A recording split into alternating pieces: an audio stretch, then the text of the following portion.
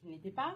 Il y a des personnes qui avaient de la famille en 2015 et d'autres qui n'étaient pas. Tout ça déjà fait qu'il y a énormément de différences. D'ailleurs, on a un verset dans le Coran, dans la sourate 49, les chambres, où Allah subhanahu wa ta'ala nous dit « Ô humains, nous vous avons créé à partir d'un mâle et d'une femelle, et nous avons fait de vous des peuples et des tribus, afin que vous vous connaissiez entre vous, le plus noble d'entre vous, pour Dieu et le plus pieux. » Donc déjà, Allah subhanahu wa ta'ala nous le dit, c'est quand même le lieu où on est censé se rencontrer.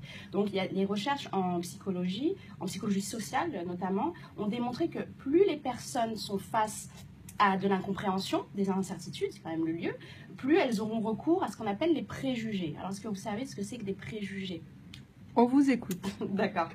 Des préjugés, c'est une pensée catégorielle. C'est-à-dire que quand les personnes sont face à de grandes ressources cognitives, c'est-à-dire beaucoup d'informations très différentes, elles vont avoir recours à ce qu'on appelle la catégorisation des informations.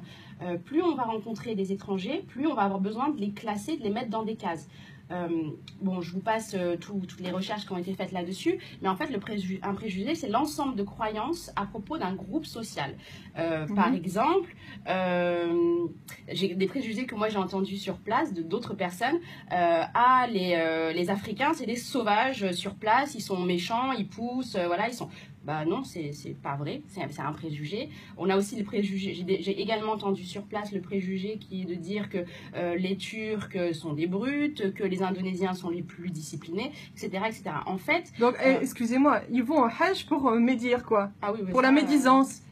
Alors, c'est autre chose, là. Quand on va à la Mecque, on part avec qui on est et notre personne. Hein. Donc ça fait ressortir, en fait, la personnalité de la personne. Et justement, c'est ce que je vais expliquer. C'est que quand on a...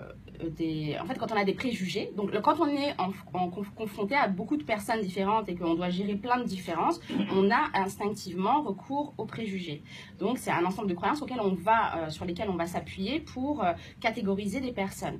Sauf que le fait d'avoir des préjugés pour quelqu'un, ça va nous prédisposer à réagir de façon négative à l'encontre de ces personnes. Donc ça nous prédispose d'emblée à faire preuve d'impatience vis-à-vis de ces gens, soit par la violence verbale, soit même par la violence de façon physique. Hein. Moi, j'ai vu vraiment des personnes se battre, oui, réellement se battre pour Oui, mais Jed, on a une question peut-être. Oui, tout à fait. Des auditeurs qui s'expriment évidemment et qui veulent poser leurs questions. Vous êtes les bienvenus.